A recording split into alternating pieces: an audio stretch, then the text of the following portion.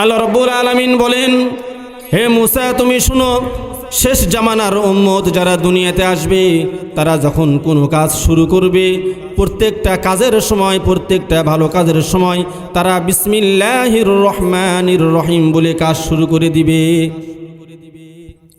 শেষ জামানার উম্মত প্রত্যেকটা কাজ শুরু করার সময় বিসমিল্লাহ বলে শুরু করবে। বান্দা যখন কোথাও সফরে যাবে বিসমিল্লাহ বলে গাড়িতে উঠবে। আল্লাহ রাব্বুল আলামিন বলেন, কোনো বান্দা যখন কোথাও সফরে যাওয়ার সময় বিসমিল্লাহ বলে গাড়িতে উঠবে, ওই সফর থেকে বাড়িতে ফেরা পর্যন্ত আমি রব্বুল আলামিন স্বয়ং তার জিম্মাদারি হাতে নিয়ে নিই। কোনো বান্দা যখন কোনো বাড়িঘর তৈরি করবে, বাড়িঘর তৈরি করার সময় বিসমিল্লাহ বলে বাড়ির ভিত্তি স্থাপন করবে।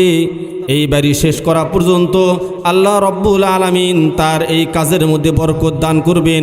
এই কাজ যেন পরিপূর্ণভাবে সঠিকভাবে যেন আঞ্জাম হয়, সেই ব্যবস্থা আল্লাহ রব্বুল আলামিন তার করে দিয়ে দিবেন। কিতাবের ভিতরে আসছে যে প্রত্যেকটা ভালো কাজ করার সময় উম্মতে মুহাম্মাদির গুণ হবে তারা যেন বিসমিল্লাহ বলে শুরু করে। এখন কি আমি আপনি বিড়ি খাওয়ার সময় মেসে টোকা মেরে বিসমিল্লাহ বলে বিড়ি খাবো? হ্যাঁ, কথা বলেন। আমি আপনি কি যখন বিড়ি খাবো তখন কি বিসমিল্লাহ বলে বিড়ি খাবো? যখন কোথাও চুরি করতে যাব তখন কি বিসমিল্লাহ বলে চুরি করতে যাব? না। প্রত্যেকটা ভালো কাজ করার সময় উম্মতে মুহাম্মাদির গুণ তারা বিসমিল্লাহ বলে প্রত্যেকটা ভালো কাজ শুরু করবে। এর একটা চাক্ষুষ ঘটনা আপনাদের সামনে বয়ান করব। এর একটা ঘটনা, ভারতের একটি ঘটনা আপনাদের কাছে বয়ান করব। কিতাবের ভিতরে আসছে, এক এলাকায় একটা ছেলে থাকতো পাগল। অর্থাৎ এলাকার ভিতরে কিছু লোক দেখবেন যাদের চুলগুলো আউলা ঝাউলা, তাদের কাপড় চুপড়গুলো না আউলা ঝাউলা, কাপড়ের এক জায়গায় ছেঁড়া, এক জায়গায় তালি দেওয়া, এরকম কিছু লোক আমাদের সমাজে বসবাস করে না? আমাদের সমাজে এরকম কিছু লোক বসবাস করে। কিন্তু তার ঘরে আল্লাহ রাব্বুল আলামিন এমন একটি বিবি দান করেছেন, যেই বিবি নামাজ রোজা প্রত্যেকটা দিনের কাজের ভিতরে সে সবসময় 100 ভাগ এগিয়ে থাকে এবং প্রত্যেকটা কাজের সময় তার বিবি বিসমিল্লাহ বলে কাজ শুরু করে। এরকম আছে না? আমরা দেখি না? আমরা অনেক সময় বলা বলি করি না, এর এক পাগল, এই পাগলটা, তার ঘরে আল্লাহ এত সুন্দর এত দিনদার একটা বিবি দান করছেন। এরকম হয় না আমাদের সমাজে? আমাদের সমাজে এরকম হয় না যে ছেলে দেখতে শুনতে যেমন ভালো না, এটা প্যান্ট পরে বেড়ায়, সেই প্যান্টটা এখানে ছেঁড়া এখানে ছেঁড়া। এখন তো আমাদের ফ্যাশন হয়ে গেছে যে আমরা জিন্সের প্যান্ট কিনি, আমাদের প্যান্টের এই হাঁটুর কাছে বিভিন্ন জায়গায় ছেঁড়া থাকে। জিজ্ঞাসা করলে বলা হয়, যদি বলা হয় যে ভাই তুমি টাকা দিয়ে প্যান্টটা কিনছো, এই প্যান্টটা এমন ছেঁড়া ছেঁড়া কেন? নাকি তোমার টাকা কম ছিল ওদিকে তুমি ছেঁড়া প্যান্ট মার্কেট থেকে ক্রয় করে আনছো? তখন সে বলে যে হুজুর এটা একটা স্টাইল, এখন এটা একটা আমাদের কি স্টাইল, ডিজাইন হয়ে গেছে, এটা একটা ফ্যাশন, এটাই নাকি এখন আমাদের সভ্যতা, ভদ্র ঘরের এটাই নাকি এখন সভ্যতা। তো যাই হোক, আমি বলতেছিলাম তার ঘরে এরকম একটা নেককার বিবি আল্লাহ রাব্বুল আলামিন দান করছেন। ওই পাগল ঘরে আসে, বিবিকে বলে ভাত দাও, বিবি বিসমিল্লাহ বলে থালা প্লেট আগাইয়া দেয়, বিসমিল্লাহ বলে ভাত বাড়াইয়া দেয়। এই পাগল শুধু চিন্তা করে এই বিসমিল্লাহর ভিতরে কি পাইলো আমার বিবি? প্রত্যেকটা কাজে শুধু বিসমিল্লাহ বলে, বিসমিল্লাহ বলে, এই বিসমিল্লাহর ভিতরে কি পাইলো? এটা তার একটা জ্বালা হয়ে গেছে, তার একটা বিরক্তকর হয়ে গেছে। সে শুধু বিসমিল্লাহ বিসমিল্লাহ বলে। এর কারণটা কি? সে একদিন মনে মনে ফোন দিয়ে আটাইছে, মনে মনে সে চিন্তা করতেছে একদিন খুব জলদি, খুব তাড়াতাড়ি তোমার বিসমিল্লাহর রস আমি বের করে ছাড়বো, নাউজুবিল্লাহ বলি। সে একদিন ভাবতেছে, ভাবতে ভাবতেই কাম করে ফেলাইছে। ওই পাগল বেশ কিছুদিন পর একটি পোটলার ভিতরে কিছু টাকা, কাঁচা টাকা পয়সা, কিছু হাতে গোনা কিছু টাকা পয়সা ওই টোপলার ভিতরে রাখছে, রেখে তার বিবিকে দিছে, দিয়ে বলতেছে, বিবি এই টাকাটা তুমি তোমার হেফাজতে রাখো, আমি যে কোনো সময় এই টাকাটা তোমার কাছ থেকে চাওয়ার সঙ্গে সঙ্গে তুমি আমাকে এই টাকাটা দিয়ে দিবা। ওই টোপলা যখন, ওই পোটলা, ওই ব্যাগ, ওই থলে যখন তার বিবির হাতে দিচ্ছে, বিবি নেওয়ার সময় বিসমিল্লাহ বলে নিচ্ছে। সে বিরক্ত হয়ে যাইতেছে যে এখানেও বিসমিল্লাহ বলতেছে। এরকম করতে করতে ওই টাকাটা তার বিবি তার হাত থেকে নিছে, নেওয়ার পরে ঘরের ভিতরে আগাইতেছে। তার স্বামী দূর থেকে দেখতেছে সে টাকাটা কোথায় রাখে। এই টাকাটা নিয়ে তার বিবি ঘরের ভিতরে গেছে। যাওয়ার পরে আগের জামানায় মানুষের ঘরের ভিতরে দেখবেন, মানুষের ঘরের ভিতরে সিক্কা টাঙানো থাকতো। এখনও গ্রামগঞ্জে দেখবেন যে মানুষ, মহিলা মানুষরা তাদের ঘরের ভিতরে সিক্কা টাঙ্গায় রাখে। সিক্কা বানায় না, দড়ি দিয়ে ফাইন করে সিক্কা বানায় বানায় তার উপরে পাতিল রাখে, তার উপরে আরেকটা পাতিল রাখে, ঘরে দেখুন টাঙ্গায় টাঙ্গায় রাখে। এক সময়কার মহিলারা এই সিক্কাগুলা বানাইতো সুন্দর সুন্দর বিভিন্ন কালারের দড়ি দিয়ে, এবং এলাকার ভিতরে প্রতিযোগিতা হইতো কে সুন্দর সিক্কা বানাইতে পারে। এখন তো আমাদের আধুনিক যুগ, আমাদের এখন ফ্রিজ চলে আসছে, আমাদের ঘরে আর সিক্কা থাকে না। এখনকার জেনারেশন ছেলেপেলেদেরকে যদি জিজ্ঞাসা করা হয় সিক্কা কী জিনিস, তারা বলতে পারবে না। কিন্তু যাদের বয়স মোটামুটি 50, তারা বলতে পারবে যে সিক্কা কী জিনিস। তার বিবি ঘরের ভিতরে যাওয়ার পরে একটি পাতিল আলোক করে, আর একটি পাতিল আছে তার নিচের পাতিলের ভিতরে ওই সিক্কাটা রেখে দিছে। বিসমিল্লাহির রহমানির রহিম বলে তার সিক্কাটা রেখে দিছে। দিয়ে বিবি তার কাজের জন্য, বিভিন্ন কাজ আছে সাংসারিক কাজ, সেই কাজের জন্য তার বিবি চলে গেছে। আর এই পাগল এই সুযোগে ওখান থেকে ওই সিক্কাটা বের করে নিয়ে এসে বাড়ির পাশে একটি কূপ ছিল, ওই কূপের মধ্যে ফেলে রেখে দিছে।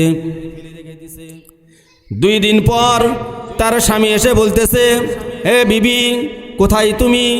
তোমার সংসারের সমস্ত কাজ রেখে দাও, আমার একটু জরুরি কাজ আছে। আমি তোমার কাছে কিছু আমার অর্থ সম্পদ গচ্ছিত করে রেখেছিলাম, এই অর্থ সম্পদটা তুমি এখনই আমার হাতে দিয়ে দাও। তার বিবি এই কথা শোনা মাত্রই তার বিবি আস্তে আস্তে অগ্রসর হইতেছে ওই সিক্কার দিকে। আর এই পাগল এখানে বসে থেকে হাসতেছে যে সিক্কার কোথায়? তুমি সিক্কার কাছে যাওয়ার পরে ওই টাকার টুপলা তুমি আর কোথায় পাবে? এই টাকা তো আমি কূপের ভিতরে ফেলে দিয়েছি। তার বিবি যখন সিক্কার কাছে যাইতেছে আর এর স্বামী পিছন থেকে মুসকে মুসকে হাসতেছে। এই বিবি সিক্কার কাছে যাওয়ার পরে বিসমিল্লাহ বলে একটি পাতিল আলোক করেছে, আর একটি হাত ওই সিক্কার ভিতরে দিয়ে ওই টাকার টুপলাটা তুলে নিয়েছে। নিয়ে আসার পরে তার স্বামীর কাছে যখন দিতেছে, তার স্বামী তো হতবাক। মুসলমান বান্দায় কথাটা ভালো করে বুঝবেন, তার স্বামী হতবাক হয়ে গেছে। আমি তো 2-3 দিন আগে এই টাকার টোপলাটা কুয়ার মধ্যে ফেলে দিয়েছিলাম, আর আমার বিবি ওখানে গেল, ওখানে যাওয়ার পরে সিক্কা থেকে টাকাটা কীভাবে বের করে নিয়ে আসলো তার মাথায় ধরতেছে না। সে হতভম্ব হয়ে বলতেছে, বিবি এখানে আমি, তুমি আর সিক্কা, অর্থাৎ আমার টাকার পুটলা আর কূপ। এই কথা বলার পরে তার বিবি বলতেছে, তোমার কথা তো আমি কিছু বুঝতেছি না। এখানে আমি, তুমি আর টাকার পুটলা এতটুকু বুঝলাম, কূপ কূপ করতেছো, এর অর্থ তো আমি বুঝতেছি না। তখন তার স্বামী বলতেছে, বিবি আসলে কাহিনীটা কি আমি তোমাকে বলতেছি, আমি তোমাকে পরীক্ষা করার জন্য, তোমাকে একটু পেরেশানিতে ফেলার জন্য, তোমার বিসমিল্লার রহস্য বের করার জন্য। তোমার বিসমিল্লা বলাতে আমি এতটাই বিরক্ত হতাম যে তুমি প্রত্যেকটা কাজের সময় বিসমিল্লা বলতা। এই কাজের জন্য আমি বিরক্ত হয়ে তোমাকে একটু শাসন করার জন্য এই টাকার পুটলাটা আমি চুরি করে নিয়ে ওই কূপের মধ্যে ফেলে দিয়েছিলাম। তার বিবি বলতেছে, হে আমার প্রাণের স্বামী, আমি তোমার এত কথা বুঝতেছি না, আমার কানের ভিতরে একটা কথা বাজতেছে। সেই কথাটা হলো কি যেন গায়েবী থেকে আমার কানে আওয়াজ দিতেছে, হে দিনদারি মহিলা, তোমার স্বামী তোমাকে যেই কথাটা বলতেছে সে টাকাটা কুয়ার মধ্যে ফেলেছিল, এই কথাটা সত্য। একটা কথা তোমাকে জানাইয়া রাখি, তুমি যখন এই টাকার টোপলা নেওয়ার জন্য এই সিক্কার কাছে তুমি অগ্রসর হইতেছিলে, আর তুমি যখন ওখানে সিক্কার মধ্যে হাত দিতেছিলে, এখানে সময় কতটুকু?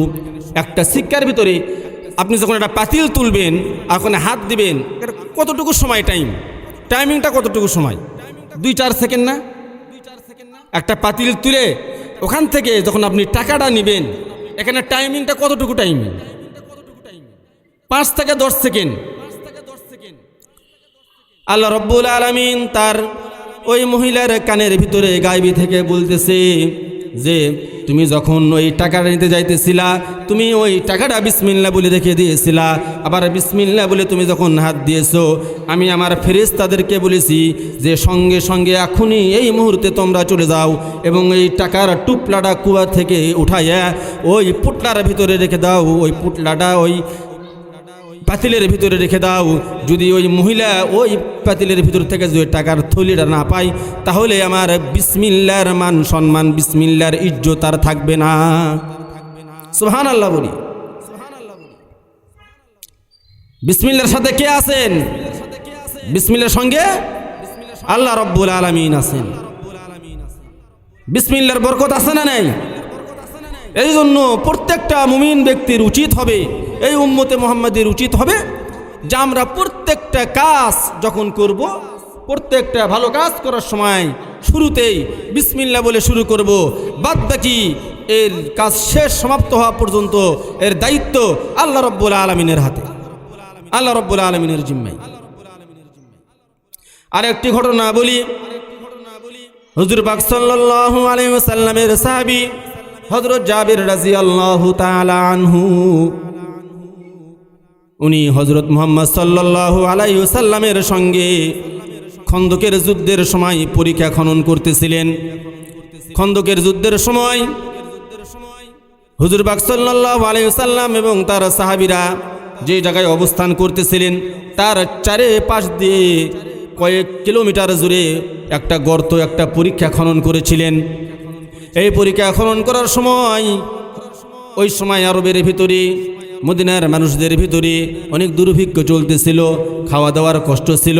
হযরত জাবির রাদিয়াল্লাহু তাআলা আনহু ক্ষুধার জ্বালাই পেটে একটা পাথর বেঁধেছিলেন এবং হুজুর পাক সাল্লাল্লাহু আলাইহি ওয়াসাল্লামের কাছে এসে কেঁদে কেঁদে বলতেছিলেন, ইয়া রাসূলুল্লাহ, আমাকে এত পরিমাণ ক্ষুধা লাগছে, আমার ক্ষুধার জ্বালাটা এত পরিমাণ হয়ে গেছে, দেখেন আমি আমার পেটে একটি পাথর বেঁধে রেখেছি।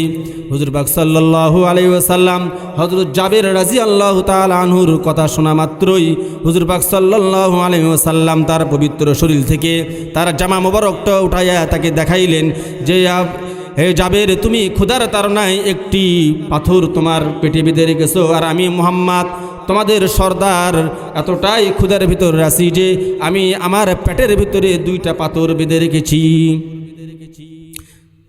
হুজুর পাক সাল্লাল্লাহু আলাইহি সাল্লাম তার পেটের 2 পাশে 2টা পাথর বেঁধে রেখেছেন, যেন ক্ষুধার তাড়নায় হেলে না যায়, পেট যেন খালি হওয়ার কারণে যেন কষ্ট না হয়, এর কারণে পেটে পাথর বেঁধে রেখেছেন। হযরত জাবির রাদিয়াল্লাহু তাআলা আনহু হুজুর পাক সাল্লাল্লাহু আলাইহি ওয়াসাল্লামের এই অবস্থা দেখলেন। দেখার পরে তার চোখ দিয়ে পানি আসতেছে ঝরঝর করে। সে চিন্তা করতেছেন, এই খন্দকের থেকে কিছু দূর সামনে গেলেই আমার বাসা, আমি একটু বাড়িতে যাই। বাড়িতে যাওয়ার পরে একটু বাড়িতে বিবিকে জিজ্ঞাসা করব বাড়িতে কি পরিমাণ খানার ব্যবস্থা আছে। তাও যদি খানার ব্যবস্থা যদি ভালো থাকে, তাহলে দুপুরের ওয়াক্তে জোহর নামাজের পরে হুজুর পাক সাল্লাল্লাহু আলাইহি ওয়াসাল্লামকে আমার বাসায় দাওয়াত করব। কারণ প্রত্যেকটা সাহাবী হুজুর পাক সাল্লাল্লাহু আলাইহি ওয়াসাল্লামকে এতটা পরিমাণ ভালোবাসতেন যে তারা প্রত্যেককেই হুজুর পাক সাল্লাল্লাহু আলাইহি ওয়াসাল্লামের জন্য তাদের জান মোবারককে উৎসর্গ করে দিয়েছিলেন। হযরত জাবির রাদিয়াল্লাহু তাআলা আনহু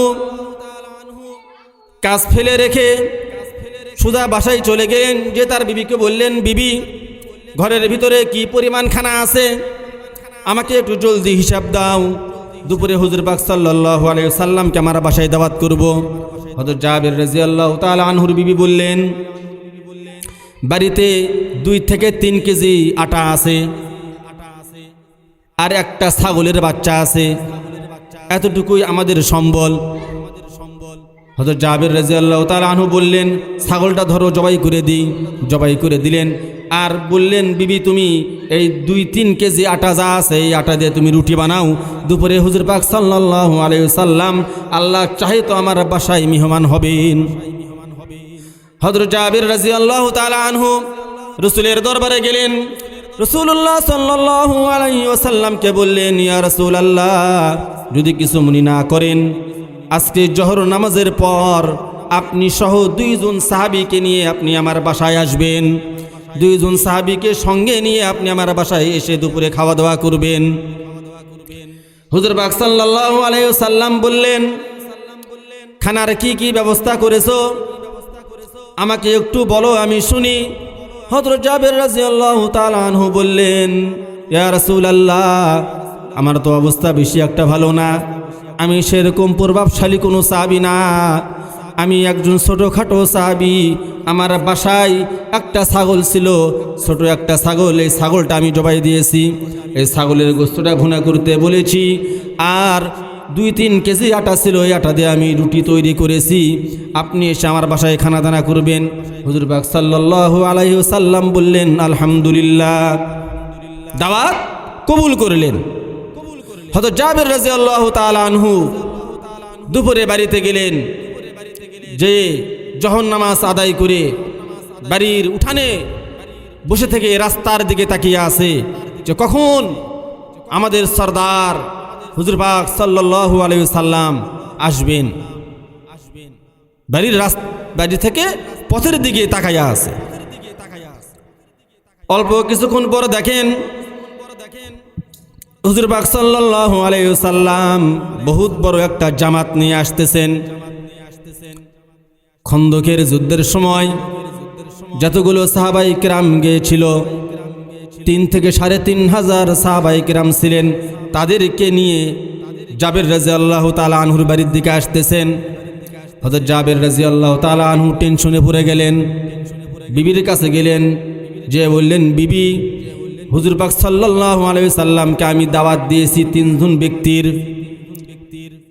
এখন আমি কি ভুলে তাকে 3000 বললাম না 3 জন বললাম, নাকি হুজুর পাক সাল্লাল্লাহু আলাইহি ওয়াসাল্লাম 3 জনের জায়গায় 3000 শুনেছে?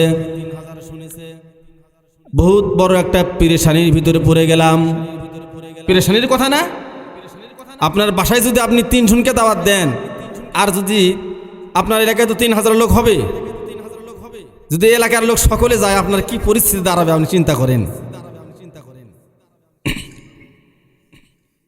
হযরত জাবের রাদিয়াল্লাহু তাআলা আনহু বিবি বললেন, স্বামী, আপনি আমাকে 2টি কথার জবাব দেন।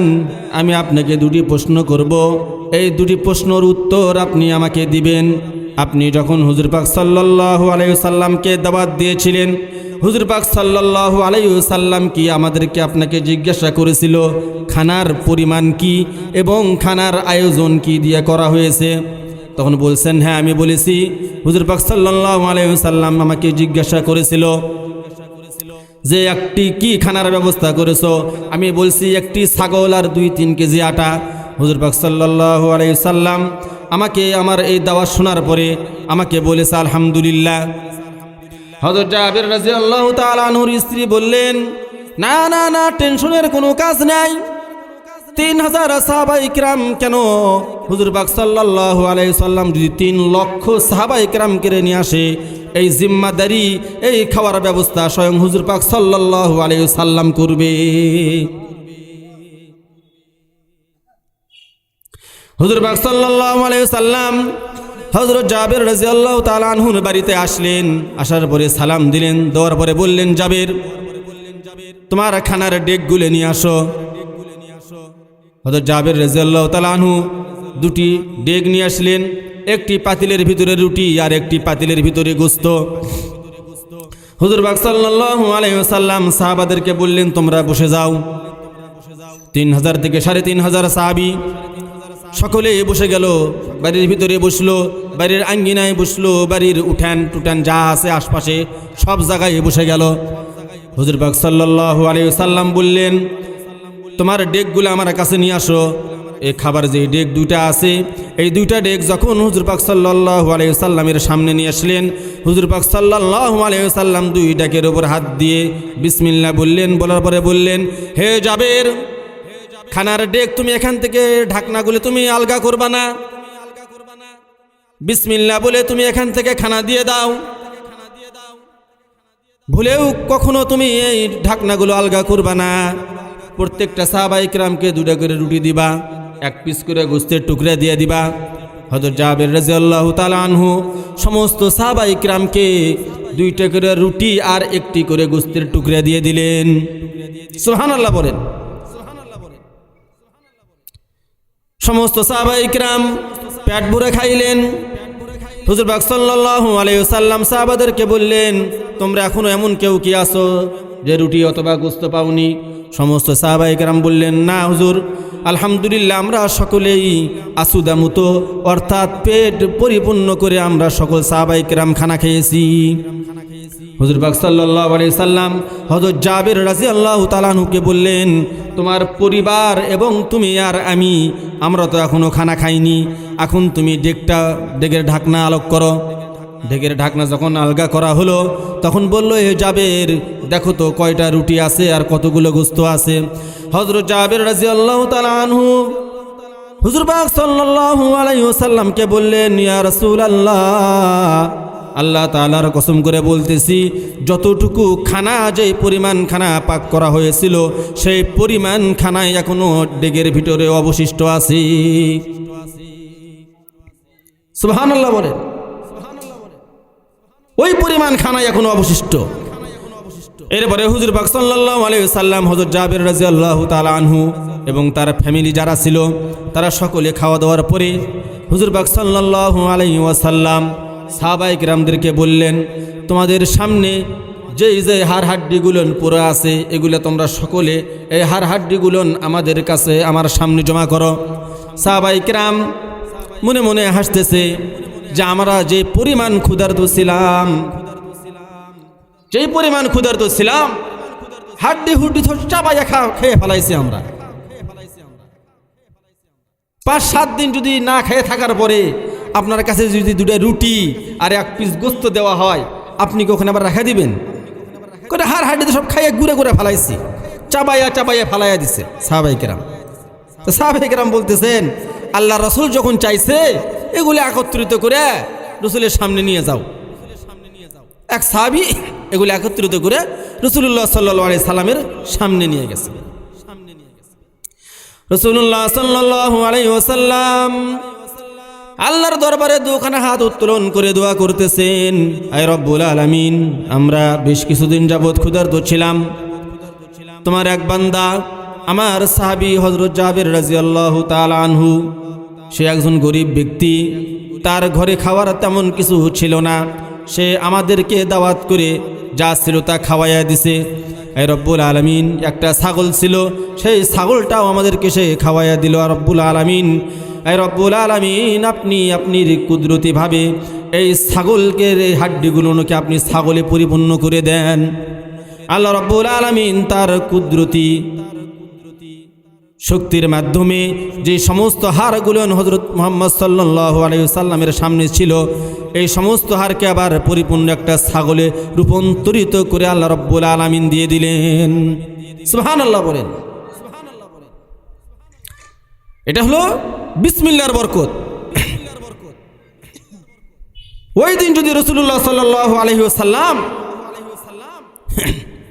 ওই ডেগের খানা শেষ না করতেন, তাহলে আজ পর্যন্ত আমরা ওই ডেক থেকে খানা খাইতাম। আমাদের আর চাকরি করা লাগতো না, রান্না বাড়া করা লাগতো না, ওখান থেকে আমাদের পার্সেল আসতো। ভালো হতো না? আমাদের জন্য ভালো হতো কি না? ভালো আর খারাপ আল্লাহ রব্বুল আলামিন আপনার থেকে আমার থেকে বেশি জানে না আপনি বেশি জানি? আল্লাহ তাআলাই বেশি জানেন। কোথাও কোনো কাজ আমাদের দেশে কোথাও একটা অলৌকিক ঘটনা ঘটলে সেখানে শিরকের কারবারি তৈরি হয়ে যায়, সেখানে মান্যতের কারবারি তৈরি হয়ে যায়, সেখানে মানুষ সিজদা দেয় যায়।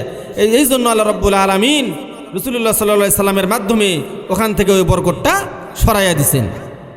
তাছাড়া মানুষ ওখানে যে শিরিক করতো, ওই ডিগের কাছে যায় মানুষ সিজদা দিত, ওই ডিগের কাছে মানুষ নামাজ পড়তো, ওখানে সিজদা করতো, বিভিন্ন শিরকের কারবারি, ঢোল তবলা যা আছে ওখানে যায় এগুলাই করতো।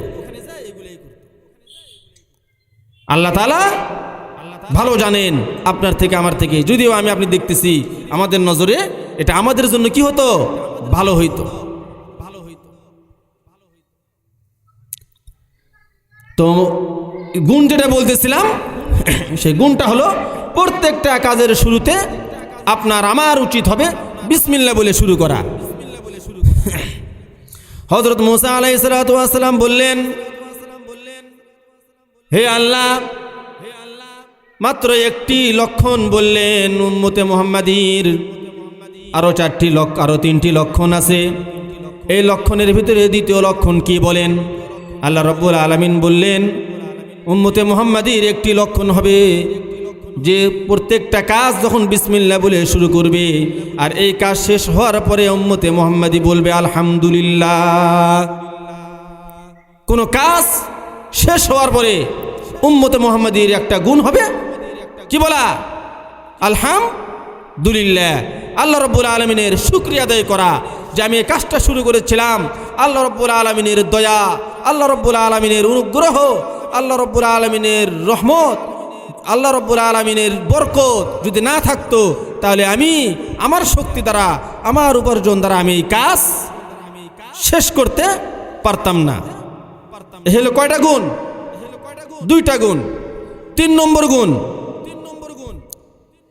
নম্বর গুণ হলো উম্মতে মুহাম্মাদী যখন কোনো আশ্চর্যজনক ঘটনা তার সামনে ঘটবে তখন এই উম্মতে মুহাম্মাদী বলবে সুবহানাল্লাহ, সুবহানাল্লাহ। যখন কোনো আশ্চর্য কোনো ঘটনা ঘটবে, আশ্চর্যজনক কোনো কথা আপনার আমার কানে আসবে, আমার সামনে আসবে, তখন উম্মতে মুহাম্মাদীর গুণ হবে সুবহানাল্লাহ বলা। হযরত সুলাইমান আলাইহিস সালাতু ওয়াস সালামের নাম শুনছেন? হযরত সুলাইমান আলাইহিস সালাতু ওয়াস সালামের নাম শুনছেন আপনারা? কে ছিল সুলাইমান আলাইহিস সালাম? কে ছিলেন? আল্লাহ তাআলার একজন জলিলুল কদর একজন নবী ছিলেন, যিনি পুরো পৃথিবী বাতাসের মাধ্যমে সফর করতেন। হযরত সুলাইমান আলাইহিস সালাতু ওয়াস সালামের জামানায় হযরত সুলাইমান আলাইহিস সালাতু ওয়াস সালাম তার সিংহাসন নিয়ে আকাশ দিয়ে উড়ে যাচ্ছে। হযরত সুলাইমান আলাইহিস সালাতু ওয়াস সালামের সিংহাসন ছিল 27.5 কিলোমিটার একটা সিংহাসন। লম্বাও যেরকম ছিল 27.5 কিলোমিটার, চওড়াও তো ছিল 27.5 কিলোমিটার মাইল একটা সিংহাসন ছিল। সেই সিংহাসন নিয়ে তিনি আসমান দিয়ে উড়ে যাচ্ছেন। এক মুরব্বী নিচে থেকে দেখে এই সিংহাসন দেখে সুবহানাল্লাহ, সুবহানাল্লাহ, সুবহানাল্লাহ বলা শুরু করে দিছে। এই কথা বলার সঙ্গে সঙ্গে উপর থেকে ওয়ার্ডার আসছে এই সিংহাসনের উপরে যে এই মুহূর্তে এই মুরব্বী যেখানে সুবহানাল্লাহ বলতেছে তোমার সিংহাসনটা ওখানে এই মুহূর্তে ল্যান্ড করো, ওখানে নামায়া দাও। সোজা ওই সিংহাসন যখন নামতেছেন তখন ওই মুরব্বী তো ভয় পেয়ে গেছে। হ্যাঁ আল্লাহ, আমি কি বললাম? আমি কি ভুল কিছু বললাম নাকি? আমি তো তোমার প্রশংসা করছি, আমি ভুল কিছু বললাম নাকি? এই সিংহাসন এখন সোজাসুজি নামতেছে, যদি আমার মাথার উপর নামে তাহলে তো আমি মাটির সাথে চাটকে লেগে যাব। আল্লাহ রাব্বুল আলামিন সিংহাসনকে হুকুম দিলেন যে এই মুরব্বী যে সুবহানাল্লাহ বলছে তার পাশে এমনভাবে নামবা এই মুরব্বীর যেন কোনো ক্ষতি, তার গায়ে যেন সিংহাসনের কোনো টাচ পর্যন্ত না লাগে।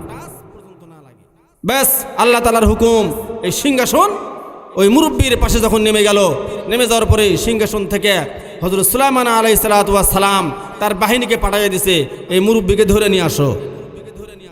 এই মুরব্বী তো টেনশনে পড়ে গেছে যে আমার আজ খবর হয়ে যাবে, দুনিয়ার বাদশাহ যে অর্ধজাহান শাসন করতেছে হযরত সুলাইমান আলাইহিস সালাতু ওয়াস সালাম, সে তার বাহিনীকে পাঠাইছে আমাকে ধরে নেওয়ার জন্য। তারা আসছে, আসার পরে ওই মুরব্বীকে সসম্মানে বলে দিছে, তাকে সসম্মানে, তার জন্য ইজ্জতের কোথাও যেন কোনো কমতি না হয়, সসম্মানে তাকে নিয়ে আসো। হযরত সুলাইমান আলাইহিস সালামের কাছে যখন ওই মুরব্বীকে নিয়ে আসা হইতেছে সেই সময় হযরত সুলাইমান আলাইহিস সালাতু ওয়াস সালাম তার যে সিংহাসন ছিল, সে ওই সিংহাসনের ভিতরে তার যে চেয়ার ছিল সেই চেয়ার থেকে দাঁড়ায় গেছে। দাঁড়ায় মুরব্বীকে তার বুকের ভিতরে জড়াইয়া নিছে। মুরব্বী চিন্তা করতেছে যে আমি কি বললাম, যেভাবে আমাকে ধরে নিয়ে আসলো, আর হযরত সুলাইমান আলাইহিস সালাতু ওয়াস সালাম আমাকে এভাবে জড়াইয়া নিতেছে, এর কারণ কি? হযরত সুলাইমান আলাইহিস সালাতু ওয়াস সালামের সঙ্গে আরো বহু সেনাপতি সেনাপ্রধান যারা ছিল সিংহাসনে, তারা হযরত সুলাইমান আলাইহিস সালাতু ওয়াস সালামকে জিজ্ঞাসা করতেছেন, হে সুলাইমান আলাইহিস সালাতু ওয়াস সালাম, আপনি একজন নবী, আপনি অর্ধজাহান শাসন করেন, এই মুরব্বীর কি এমন ফজিলত যে মুরব্বীকে আপনি দেখে আপনি সিংহাসন থেকে উঠে গেলেন এবং তাকে বুকের ভিতরে জড়াইয়া নিলেন। হযরত সুলাইমান আলাইহিস সালাতু ওয়াস সালাম বলেন, হে আমার শাসকবর্গ, তোমরা যারা আছো তোমরা হয়তো একটা কথা ভালো করে জানো না, আল্লাহ রাব্বুল আলামিন আমাকে যে কান দিছে সেই কান আল্লাহ রাব্বুল আলামিন তোমাদেরকে দেয়নি। আল্লাহ রাব্বুল আলামিন আমাকে যেই চক্ষু দিছে সেই চক্ষু আল্লাহ রাব্বুল আলামিন তোমাদেরকে দেয়নি। আল্লাহ রাব্বুল আলামিন আমার যেই মেধা, আমার যেই ব্রেন দিছে সেই মেধা, এই ব্রেন আল্লাহ রাব্বুল আলামিন তোমাদেরকে দেয়নি। আমার যেই সিংহাসন দেখতেছো, এই সিংহাসন যদি সারা পৃথিবীতে যদি এরকম সিংহাসন দিয়ে ভরে ফেলানো হয়, এই সিংহাসনের দাম আল্লাহ রাব্বুল আলামিনের কাছে যতটুকু, তার থেকেও এই মুরব্বী ব্যক্তি যে সুবহানাল্লাহ বলেছে, আল্লাহ রাব্বুল আলামিনের দরবারে এই সুবহানাল্লাহর দাম তার থেকেও হাজারো গুণ বেশি। কোনো ব্যক্তি যখন আল্লাহ তাআলার কোনো অলৌকিক শক্তি এবং কোনো ভালো কাজে দেখে, কোনো আশ্চর্যজনক ঘটনা দেখে, দেখার পরে সুবহানাল্লাহ বলে, আল্লাহ রাব্বুল আলামিন বেহেশতের ভিতরে তার জন্য সুন্দর সুন্দর দালান কোঠা, সুন্দর সুন্দর তার থাকার ব্যবস্থা তৈরি করে দেয়। কোনো ব্যক্তি যখন দুনিয়ার ভিতরে সুবহানাল্লাহ বলে, আল্লাহ রাব্বুল আলামিন তার বেহেশতকে সাজাইয়া দেয়। একবার সুবহানাল্লাহ বললে আল্লাহ রাব্বুল আলামিন তার বেহেশতের ভিতরে একটি করে বাগান তৈরি করে। আমরা যারা দুনিয়ার ভিতরে বসবাস করি, আমরা যারা গল্প গুজব করতেছি, আমরা কিয়ামতের দিন বেহেশত পাওয়ার পরেও আফসোস করব যদি আমরা দুনিয়ার ভিতরে বাজে বাজে গল্প না করে, অহেতুক কোনো কথাবার্তা না বলে যদি সুবহানাল্লাহ বলতাম, তাহলে ও মুখের বেহেশতর থেকে আমার বেহেশতটা আরও বেশি সুন্দর হইতো। এ হলো 3 নম্বর গুণ। 4 নম্বর গুণ হলো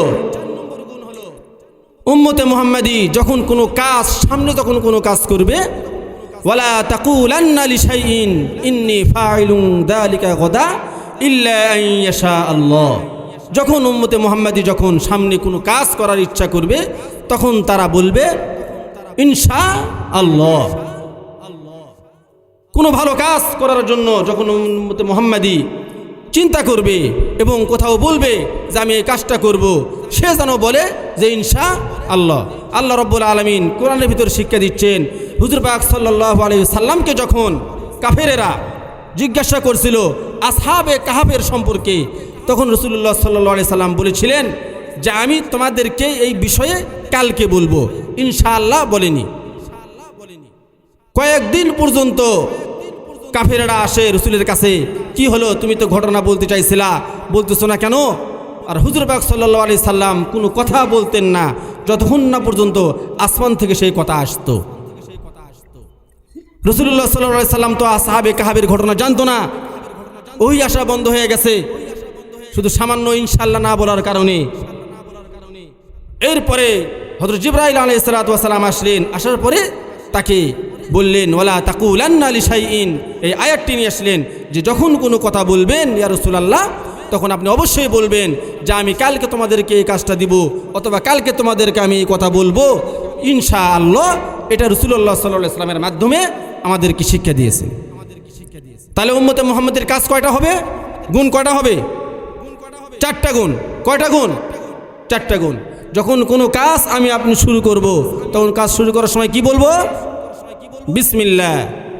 আর যখন কোনো কাজ আমার দ্বারা শেষ হয়ে যাবে, তখন কি বলবো? আলহামদুলিল্লাহ। আর যখন কোনো আশ্চর্যজনক ঘটনা দেখব, আল্লাহ তাআলার নিয়ামত, আশ্চর্যজনক ঘটনা তো আমাদের দেশে অনেক হয়। সার্কাস দিকে গিয়ে সুবহানাল্লাহ বলা যাবে? হ্যাঁ, ইমানই থাকবে না। সার্কাস দিকে কেউ যে সুবহানাল্লাহ বলে তার ইমানই থাকবে না। আল্লাহ তাআলার নিয়ামত সংক্রান্ত যখন কোনো আশ্চর্যজনক ঘটনা শুনবো বা দেখব, তখন কি বলবো আমরা? সুবহানাল্লাহ। আর দিনের যখন কোনো কাজ আমি আপনি সামনে করার চেষ্টা করব, তখন কি বলবো? ইনশাআল্লাহ। আল্লাহ তাআলা আমাদেরকে সকলকে এই 4টি গুণ অর্জন করার তৌফিক দান করেন। ওয়া আখিরু দাওয়ানা আনিল হামদুলিল্লাহি রাব্বিল আলামিন।